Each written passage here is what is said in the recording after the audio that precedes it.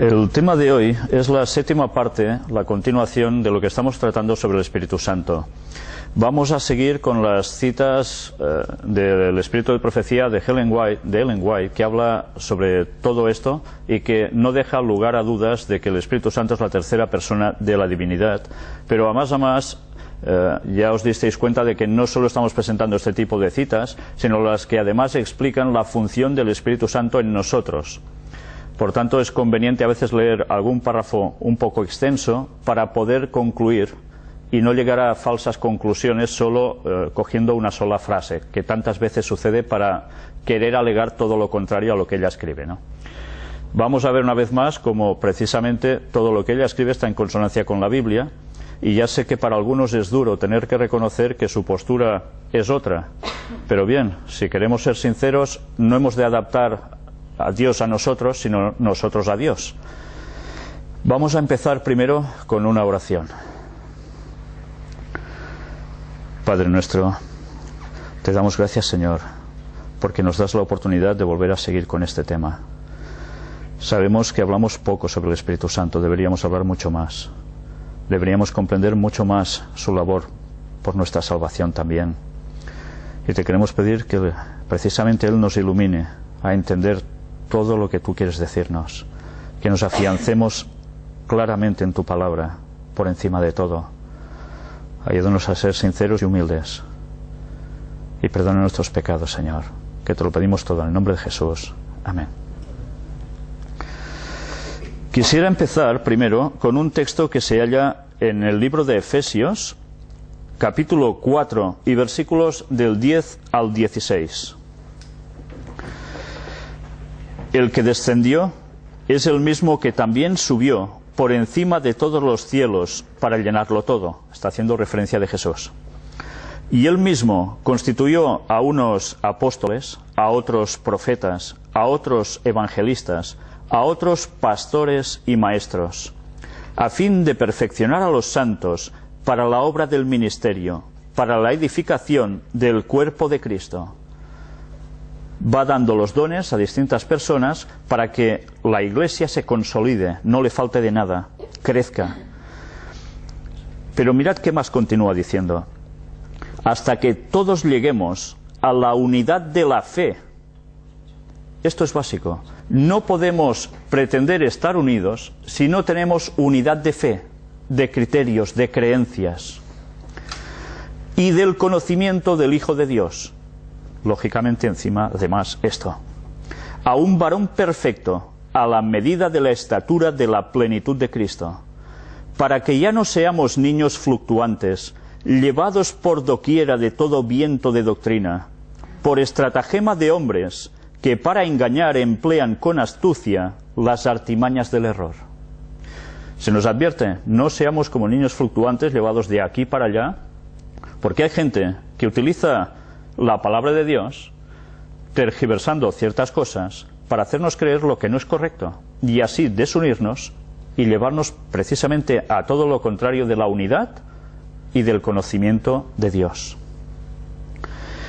Sino que siguiendo la verdad en amor, crezcamos en todo en aquel que es la cabeza, esto es Cristo. Pero ¿qué debemos hacer?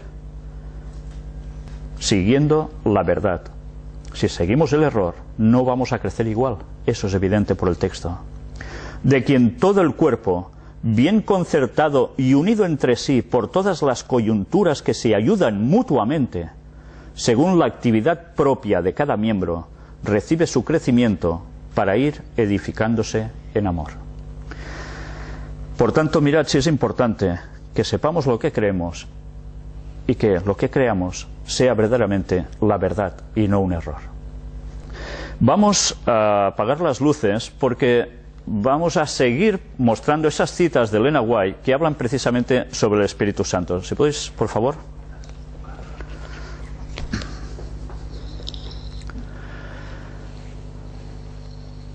Extraído del libro Nuestra elevada vocación, nos dice, vamos a leer lo que está marcado en rojo. El contemplar a Jesús y espaciarse en sus virtudes, misericordias y pureza, creará en el alma un total aborrecimiento por aquello que es pecaminoso un intenso anhelo y sed por la justicia. Cuanto más estrechamente discernamos a Jesús, tanto más veremos nuestros propios defectos de carácter.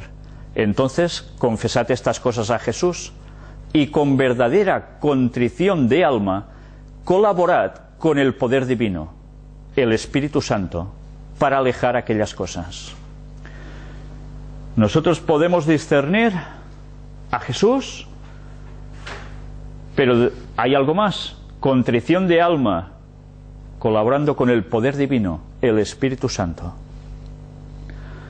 Jesús dijo que enviaría al Consolador, al Espíritu Santo, que cambia nuestro carácter a la imagen de Cristo. Y cuando esto se cumple, reflejamos, como en un espejo, la gloria del Señor.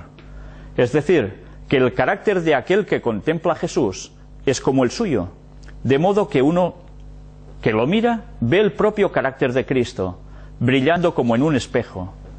Imperceptiblemente para nosotros, somos cambiados día a día de nuestros propios caminos y voluntad a la voluntad y los caminos de Cristo, a la hermosura de su carácter.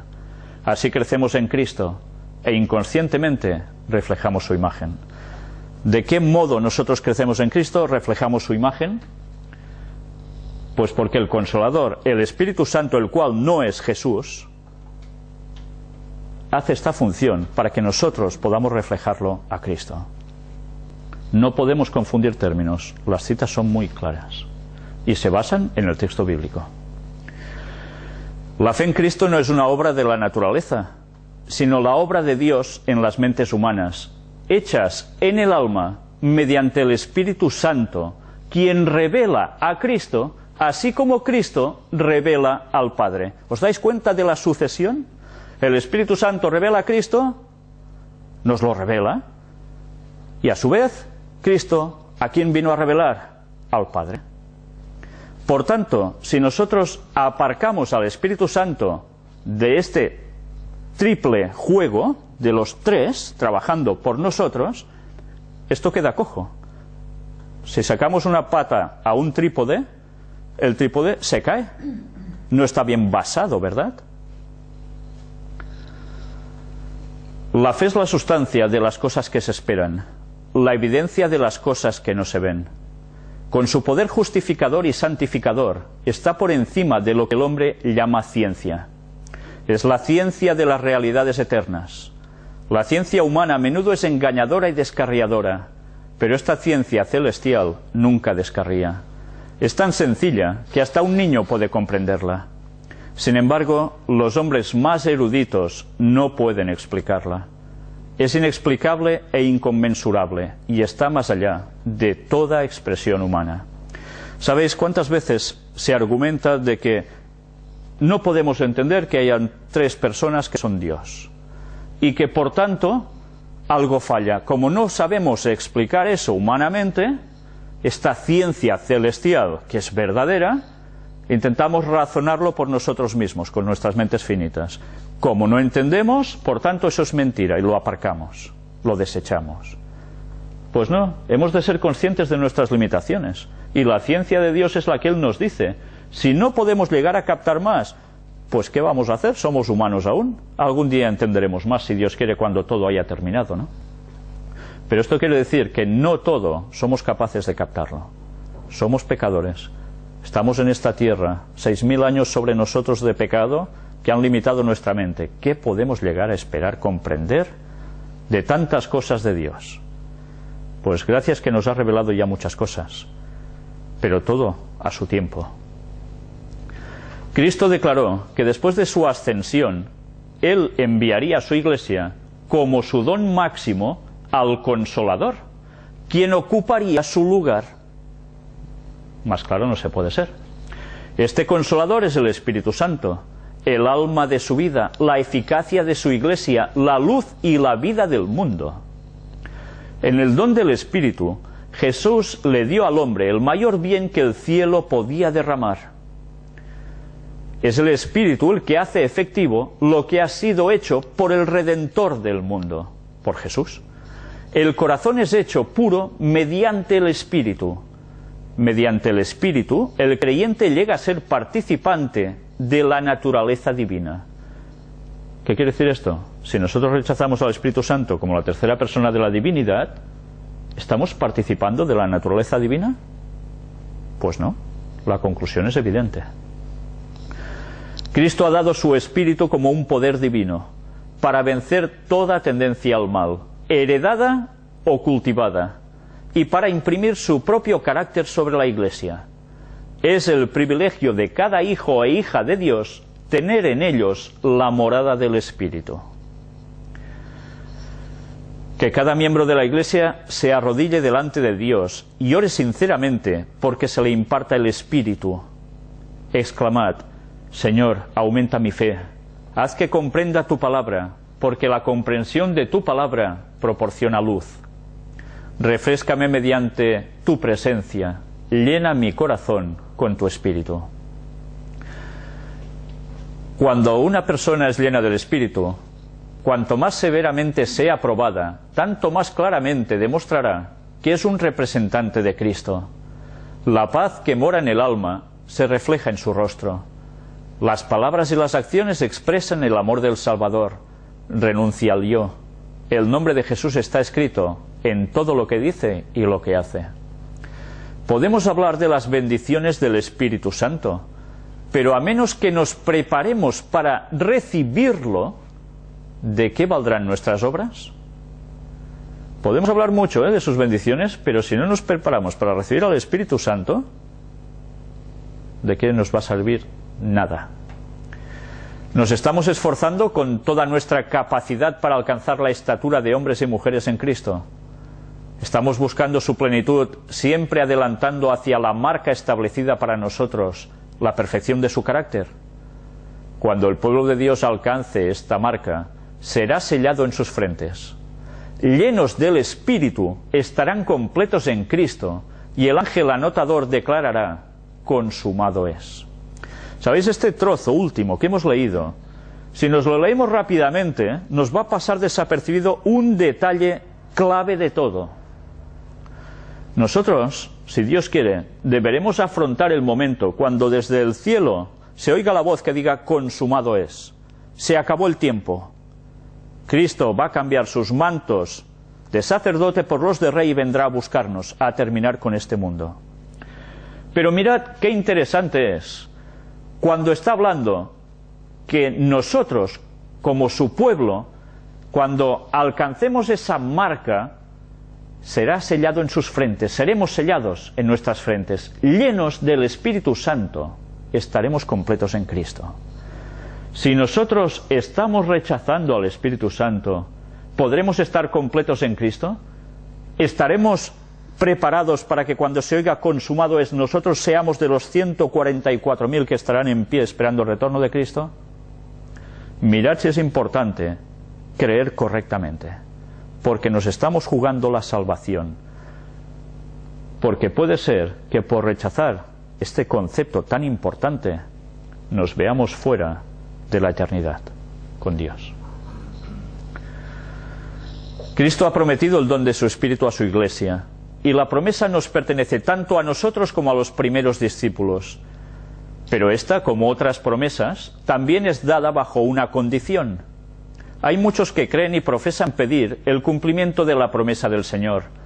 Hablan acerca de Cristo y acerca del Espíritu Santo, y sin embargo no reciben ningún beneficio. ¿Cómo puede ser esto? No entregan el alma para ser guiada y regida por los instrumentos divinos, en plural. No podemos utilizar al Espíritu Santo. El Espíritu Santo ha de usarnos a nosotros. Mediante el Espíritu, Dios obra en su pueblo, el querer como el hacer, por su buena voluntad. Qué textos tan impactantes. Pero muchos no quieren someterse a esto. Quieren gobernarse a sí mismos. Por esto no reciben el don celestial. El Espíritu es dado únicamente a aquellos que esperan con humildad en Dios, quienes buscan su dirección y gracia. No tiene límite la utilidad de aquel que, poniendo a un lado el yo, permite que el Espíritu Santo obre en su corazón y vive una vida plenamente consagrada a Dios. Si su pueblo quita las obstrucciones, Él derramará las aguas de la salvación en corrientes abundantes mediante los canales humanos. El Espíritu proporciona la fortaleza que sustenta al alma, que lucha y se esfuerza en toda emergencia, en medio de la hostilidad de los parientes, del odio del mundo, de la comprensión de sus propias imperfecciones y errores. Ya veis qué función hace el Espíritu Santo.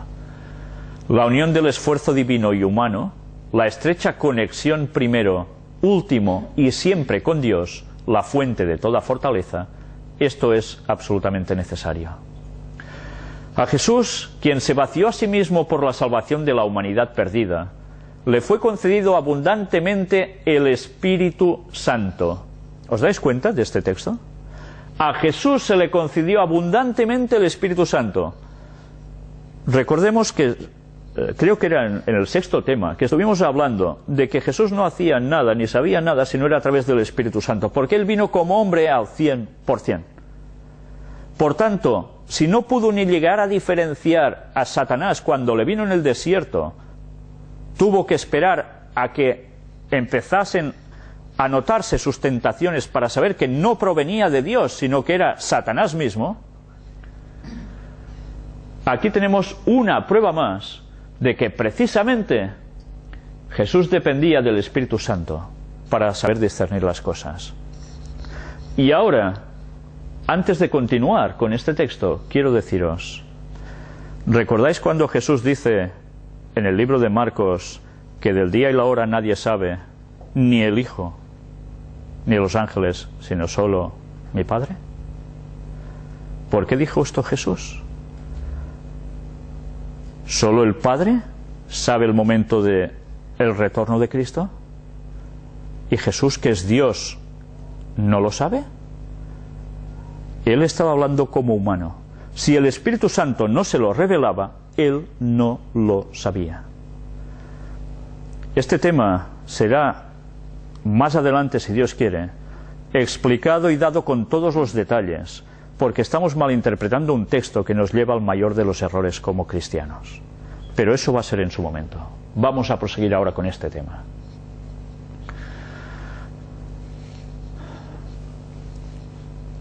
Así será dado a cada seguidor de Cristo, el Espíritu Santo, cuando todo el corazón le sea entregado para que more en él. Nuestro Señor mismo dio la orden: sed llenos del Espíritu. Y esta orden también es una promesa de su cumplimiento. Fue del agrado del Padre que en Cristo habitara toda la plenitud y que en Él estemos completos. Más abajo nos dice, aquí, como el Consolador ha de venir, refiriéndose al Espíritu Santo, y os convencerá de pecados, de justicia y de juicio, cuidad de no resistir al Espíritu de Dios. Nos lo está diciendo, cuidad de no resistir al Espíritu de Dios. Estad dispuestos a discernir lo que Él os revele. Someted vuestra voluntad, los hábitos que por tanto tiempo habéis idolatrado y que os son peculiares, para que podáis recibir los principios de la verdad. Cristo nos ha proporcionado, al costo de un sacrificio y sufrimiento infinitos, todo lo que es esencial para el éxito en la lucha del cristiano. El Espíritu Santo proporciona poder y capacita al hombre para vencer. El gobierno de Satanás debe ser subyugado mediante el poder del Espíritu. Es el Espíritu el que convence de pecado y quien, con el consentimiento del ser humano, expele el pecado del corazón. La mente entonces es puesta bajo una nueva ley, la ley real de la libertad. Mirad si es importante no dejar al Espíritu Santo de lado, porque si no, vamos precisamente por todo lo contrario, aunque no nos lo parezca. El Señor Jesús obra mediante el Espíritu Santo porque es su representante. No dice que es el mismo, descarnado ni nada parecido. Es su representante. Mediante él infunde vida espiritual al alma, aviva sus energías para el bien, limpia de la contaminación moral y capacita para su reino. Jesús tiene abundantes bendiciones para derramar, ricos dones para distribuir entre los hombres. Él es el consejero admirable, infinito en sabiduría y fortaleza. Y si reconocemos el poder de su Espíritu y nos sometemos para ser moldeados por Él, estaremos completos en Él. Mirad, no estaremos completos en Él si no reconocemos el poder de su Espíritu y nos dejamos moldear por Él. ¿Qué pensamiento es este? En Cristo habita corporalmente toda la plenitud de la deidad y vosotros estáis completos en Él. Toda la plenitud de la deidad. Mirad cómo además habla con una pluralidad, no en un singular. El corazón humano no puede conocer la felicidad hasta que se somete para ser moldeado por el Espíritu de Dios. El Espíritu conforma el alma renovada según el modelo Jesucristo. Mediante su influencia, la enemistad contra Dios se cambia en fe y en amor, y el orgullo en humildad. El orgullo en humildad. El alma percibe la belleza de la verdad, y Cristo es honrado en la excelencia y la perfección del carácter.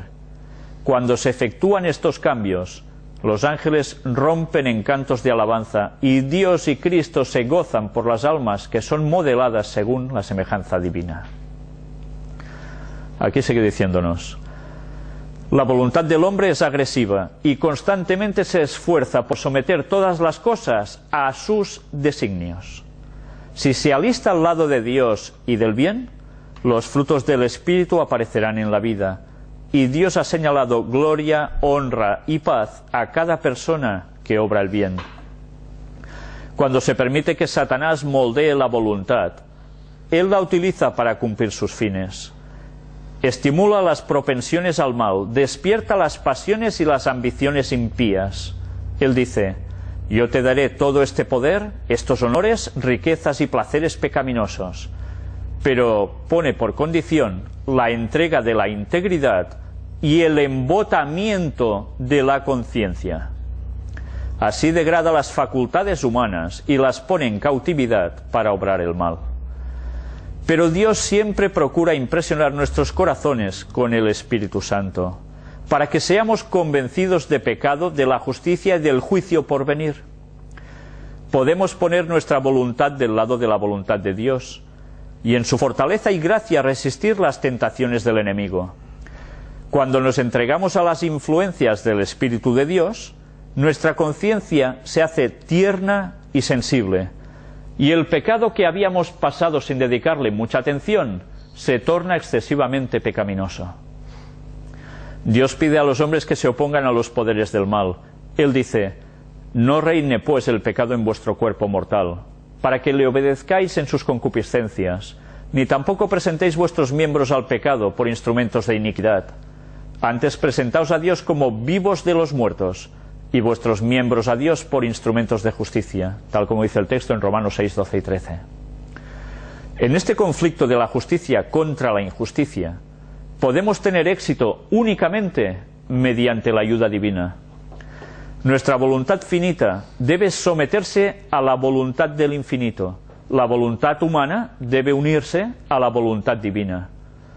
Esto nos proporcionará la ayuda del Espíritu Santo, y cada conquista ayudará a recuperar la posesión adquirida por Dios, a restaurar su imagen en el alma. Para recuperar esa imagen de Dios en nuestra alma, necesitamos la ayuda del Espíritu Santo. Si lo rechazamos, ¿vamos a tener el carácter de Dios? Sigamos aquí. Se ha dicho del Consolador: Él os guiará a toda la verdad. Cristo, mediante el Espíritu Santo, expondrá con más claridad ante quienes creen en Él lo que ha inspirado a hombres santos a escribir acerca de la verdad. Mirad lo que aquí pone, no son bromas. Para comprender más acerca de la verdad, ¿cómo lo haremos? ¿A través de quién? Mediante el Espíritu Santo. Si nosotros lo dejamos de lado, ¿conoceremos a fondo la verdad o caeremos en peligro de error? ¿Es evidente? no podemos cambiar lo que está escrito, es claro. Cristo dijo acerca del Espíritu: Él me glorificará, en Juan 16:14. No dice yo me glorificaré aquí, pam, y ya está. No, no, Él me glorificará. Así como Cristo glorificó al Padre por la demostración de su amor, así el Espíritu habría de glorificar a Cristo, revelando al mundo las riquezas de su gracia. La misma imagen de Dios debe ser reproducida en la humanidad. El honor de Dios, el honor de Cristo, está implicado en la perfección del carácter de su pueblo. A veces no nos damos cuenta. Cuando el Espíritu Santo actuaba sobre Jesús, lo estaba guiando absolutamente en todo. Jesús se va, dice que deja al Consolador. ¿Para qué deja al Consolador? Porque Él está haciendo otra función. Y la tercera persona de la divinidad se encarga de estar con nosotros, trabajando en nuestras mentes, en nuestros corazones, para llegar a tener el carácter de Cristo. Si nosotros no lo queremos, no podremos tener ese carácter. ¿Los 144.000 pecarán? Cuando Cristo esté por volver, ¿pecarán? No, no van a pecar. ¿Por qué no pecarán? Porque tendrán el carácter de Cristo. ¿Y cómo habrán conseguido el carácter de Cristo? A través del Espíritu Santo. Mirad qué relación, ¿eh? Porque esto quiere decir que quien no crea en el Espíritu Santo como la tercera persona de la divinidad, no estará entre los 144.000 sellados. Realmente esto es mucho más importante de lo que podía parecer a simple vista. El Espíritu obra en nosotros, trayendo a menudo a la mente y en forma vívida las preciosas verdades del plan de redención. Es Él el que nos lo pone dentro. Olvidaríamos esas verdades y las ricas promesas de Dios perderían para nosotros su eficacia si no fuera por el Espíritu que toma las cosas de Dios y nos las muestra. No es el Espíritu Dios tampoco, Dios Padre, es distinto, queda evidente en estas palabras. Toma de las cosas de Dios, tal como dice el texto bíblico también, ¿y qué hace? Nos las muestra. El Espíritu ilumina nuestras tinieblas, informa nuestra ignorancia y nos ayuda en nuestras múltiples necesidades. Pero la mente debe buscar a Dios en forma constante. Si se permite que la mundanalidad entre en ella, si no tenemos deseos de orar ni deseos de estar en comunión con Él, quien es la fuente de la fortaleza y la sabiduría, el Espíritu no permanecerá en nosotros. Los incrédulos no reciben la rica dotación de gracia, que los haría sabios para la salvación, pacientes, perdonadores, rápidos para percibir y apreciar las ministraciones celestiales, prontos en discernir las trampas de Satanás y fuertes para resistir el pecado. Dios no puede realizar su obra poderosa en favor de ellos porque son incrédulos. Casi nada. La religión de Cristo significa más que el perdón del pecado, significa que el pecado es quitado y que el vacío es llenado con el Espíritu. Significa que la mente es divinamente iluminada, que el corazón es vaciado del yo y llenado con la presencia de Cristo. Cuando esta obra sea realizada por los miembros de la Iglesia será una Iglesia viva y activa, cuando seamos llenos del Espíritu Santo y nos habramos vaciado de pecado. Luego nos preguntamos, ¿por qué tantas iglesias no crecen? ¿Por qué cuando damos testimonio a la gente nadie se convierte? Pues bien, porque el Espíritu Santo tiene que cambiarnos. Si nosotros estamos rechazando al Espíritu Santo para que nos cambie, ¿cómo podemos convencer a los demás? Debemos orar con tanto fervor por el advenimiento del Espíritu Santo como oraron los discípulos por él en el día de Pentecostés. Si ellos lo necesitaban en aquel tiempo, más lo necesitamos nosotros hoy. Toda clase de doctrinas falsas, herejías y engaños están descarriando las mentes de los hombres, y sin la ayuda del Espíritu, nuestros esfuerzos por presentar la verdad serán en vano. Nosotros debemos pedir el derramamiento del Espíritu Santo, dice que los discípulos lo hicieron en Pentecostés. Lo pidieron y lo recibieron. ¿Por qué era importante que ellos recibieran el Espíritu Santo? Jesús se había ido. Si no recibían el Espíritu Santo, ¿qué les hubiese sucedido? Pues que no hubiesen podido predicar con esa fuerza que en una sola generación cambió prácticamente el mundo conocido. Y ahora nosotros estamos a las puertas de la venida de Cristo. En la Biblia se habla dos veces, la lluvia temprana, la lluvia tardía. Una, Pentecostés. La otra será antes de que Cristo regrese. Pero nosotros no participaremos de la última predicación al mundo, donde se van a producir los mayores milagros y las mayores conversiones de todas, frente a los peores engaños satánicos. No participaremos de eso si no estamos pidiendo ya de rodillas el Espíritu Santo para que se derrame plenamente sobre nosotros. El Espíritu Santo no es cosa de poca monta. El Espíritu Santo es el que va a hacer que nosotros podamos terminar la obra de Dios y estar en pie cuando Cristo regrese, si es su voluntad. Y si no, que se nos lleve también en la resurrección. Estamos viviendo en el tiempo del derramamiento del poder del Espíritu Santo. El Espíritu procura manifestarse mediante los instrumentos humanos, aumentando de esta manera su influencia en el mundo. Porque cualquier hombre que bebe del agua de la vida será una fuente de agua que salte para vida eterna. Y la bendición no quedará confinada a él mismo, sino que será compartida por otros. Rechazar el Espíritu Santo, a través de cuyo poder vencemos la fuerza del mal, es el pecado que sobrepasa a todos los demás, porque nos separa de la fuente de nuestro poder, de Cristo y de la comunión con Él. Qué palabras tan impresionantes. Debería hacer meditar a las personas que están rechazando al Espíritu Santo como la tercera persona de la divinidad. Yo creo que es para temblar. La batalla entre el bien y el mal no ha disminuido en violencia desde los días del Salvador. El camino que conduce al cielo no es más suave ahora que entonces. Todos nuestros pecados deben ser abandonados. Toda complaciente indulgencia que obstruye nuestra vida religiosa debe desaparecer. El ojo derecho y la mano derecha deben ser sacrificados si es que son motivo de ofensa. ¿Estamos dispuestos a renunciar a nuestra propia sabiduría y a recibir el reino del cielo como niñitos? Cuando a un niñito le cuentan algo, normalmente ¿qué hace? ¿No se lo cree? Normalmente los niños se lo creen enseguida. Pero resulta que nos hacemos mayores y alguien nos cuenta algo y normalmente, anda ya.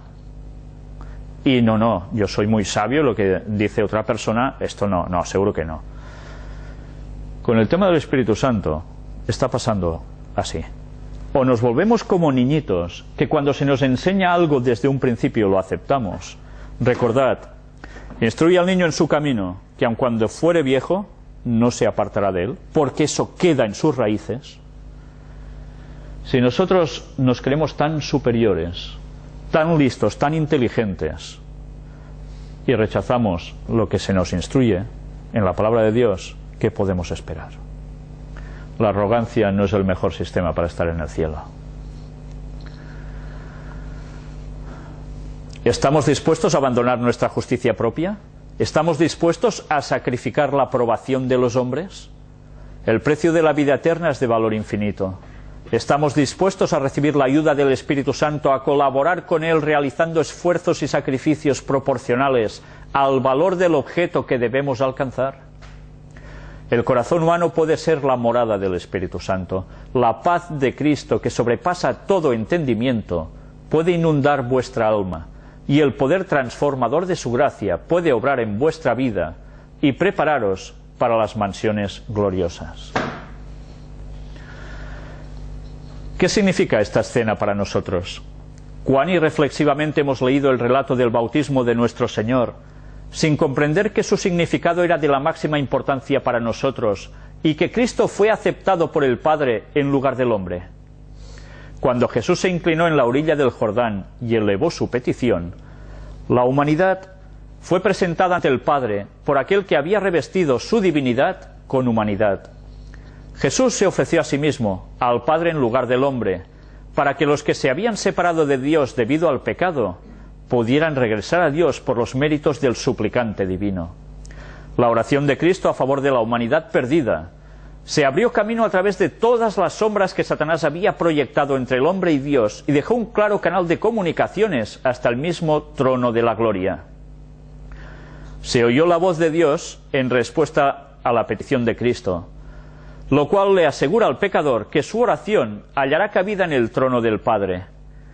Se les dará el Espíritu Santo a los que buscan su poder y su gracia, y Él nos ayudará en nuestras debilidades cuando tengamos una audiencia con Dios. El Espíritu Santo es el que hace esta función.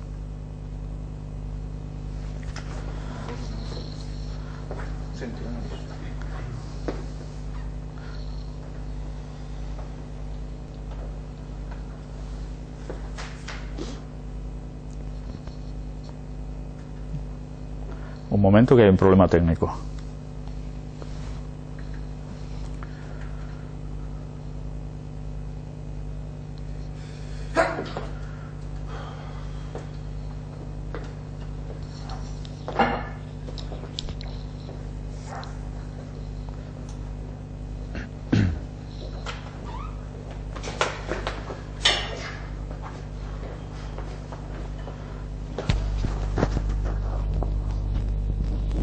Estava en aquesta pàgina? Ara m'he perdut. Aquí, ¿no? Va. ¿Sí? El cielo está abierto para nuestras peticiones y se nos invita a ir confiadamente al trono de la gracia para alcanzar misericordia y hallar gracia para el oportuno socorro. A pesar de nuestros pecados y nuestras debilidades, no somos desechados como indignos. Nos hizo aceptos en el amado. La gloria que descansó sobre Cristo es una promesa del amor de Dios para nosotros. Habla del poder de la oración, cómo la voz humana puede llegar al oído de Dios y cómo nuestras peticiones pueden ser aceptadas en los atrios celestiales. La luz que descendió desde los portales abiertos. Atención a lo que habéis leído aquí. La luz que descendió desde los portales abiertos. ¿Recordáis el tema de las puertas dimensionales que estamos tratando? Sobre la cabeza de nuestro Salvador, descenderá sobre nosotros cuando oremos pidiendo ayuda para resistir la tentación. La voz que habló a Jesús dice a cada alma creyente: este es mi Hijo amado, en quien tengo complacencia. Mirad ya este subtítulo que han puesto aquí, tres poderosos colaboradores. El texto nos dice: porque somos sepultados juntamente con Él, para muerte por el bautismo, a fin de que como Cristo resucitó de los muertos por la gloria del Padre, así también nosotros andemos en vida nueva. Texto de Romanos 6:4.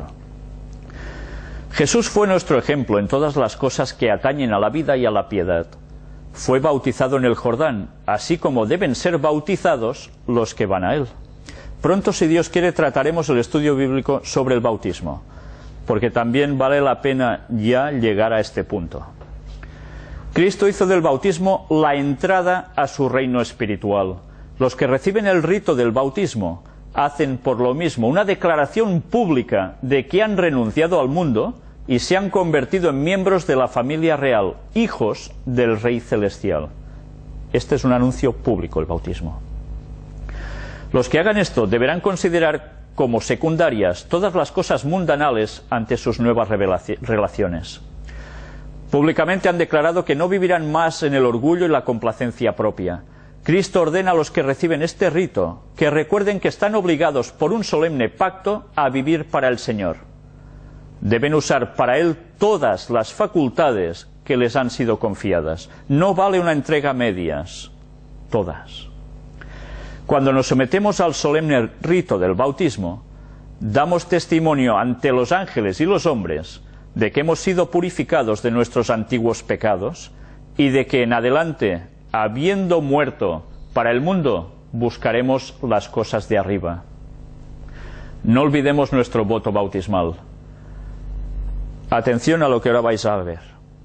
ante la presencia de los tres poderes más excelsos del cielo, el Padre, el Hijo y el Espíritu Santo, hemos prometido hacer la voluntad de aquel que declaró: yo soy la resurrección y la vida. Cristo perdona a todo pecador penitente, y cuando el perdonado después del bautismo se levanta del sepulcro acque, es declarado una nueva criatura cuya vida está oculta con Cristo en Dios. Recordemos siempre que es nuestro elevado privilegio ser purificados de nuestros antiguos pecados. Cuando el cristiano toma su voto bautismal, se le promete la ayuda divina. El Padre, el Hijo y el Espíritu Santo están listos para obrar en beneficio suyo. Dios pone a sus órdenes los recursos del cielo para que sea un vencedor. Su propio poder es pequeño, pero Dios es omnipotente y Dios es su ayudador. Diariamente debe dar a conocer sus necesidades al trono de la gracia. Puede ser más que vencedor mediante la fe y la confianza, apropiándose de los recursos provistos para él, que Padre, Hijo y Espíritu Santo proporcionan. Dejaremos el tema hoy aquí, pero mirad si es importante profundizar en todo el tema del Espíritu Santo, que nos va mostrando conceptos que tantas veces nos pasan por alto y que pueden llegar a afectar incluso a nuestra preparación para el regreso de Jesús, que va a ser dentro de pocos años. Padre, Hijo y Espíritu Santo. No hay vuelta de hoja. Cuando nosotros nos bautizamos lo hacemos tal como mostramos en uno de los primeros temas sobre el Espíritu Santo, que esta fórmula bautismal es la correcta. Cuando hablemos del bautismo aún deberemos quizás seguir matizando algo esto, pero sin esta base previa no podíamos hablar del tema del bautismo, porque hay personas que se están bautizando solo en el nombre de Jesús.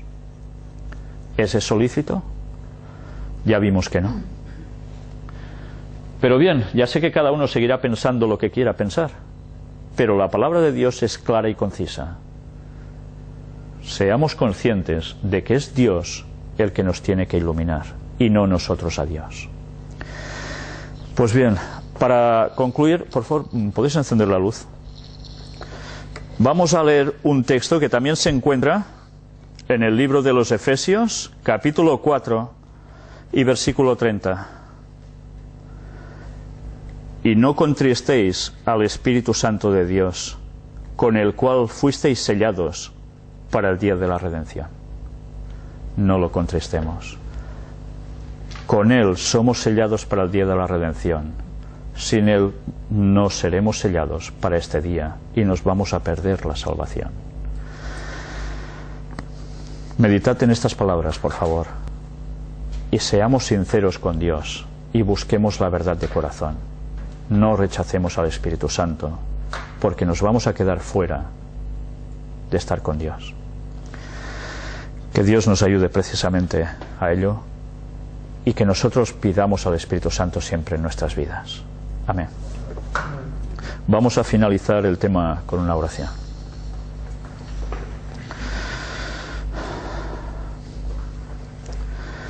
Padre, te queremos pedir, Señor, que nos ayudes a ser conscientes de nuestro mal carácter, que nos ayudes a ser conscientes de nuestros pecados, de los que tenemos puestos innatos por transmisión y los que nos hemos ido generando con el paso de los años a nosotros mismos. Ayúdanos a apartarnos de lo que el diablo quiere hacer con nosotros, que nos vapulea y nos lleva de aquí para allá. No lo permitas, Señor. Ayúdanos a ser humildes, a consagrarnos a ti, a buscarte de todo corazón, para cambiar y ser como tú eres. Tú nos pides la perfección, Señor. Ayúdanos, porque nosotros solos no podemos, nos es imposible. Perdona todos nuestros pecados y ayúdanos a ser conscientes que tu venida está próxima. Nos quedan pocos años para hacer la labor final de predicación a todo el mundo. Y para eso solos no podemos. Los obreros son pocos y la mies es mucha. Por favor, manda obreros a tu mies. Pero Señor, llénanos a nosotros del Espíritu Santo. Derrama esta lluvia tardía, el Espíritu Santo con toda su fuerza sobre nosotros, en nosotros, para actuar del modo adecuado ante la gente y llevar tu palabra con toda la fuerza posible, para que muchos más, en medio de este mundo de aflicción, de convulsión, te encuentren y se preparen para tu pronto regreso. Bendícenos, por favor, Señor, que te lo pedimos todo en el nombre de Jesús y en nuestra unidad. Amén.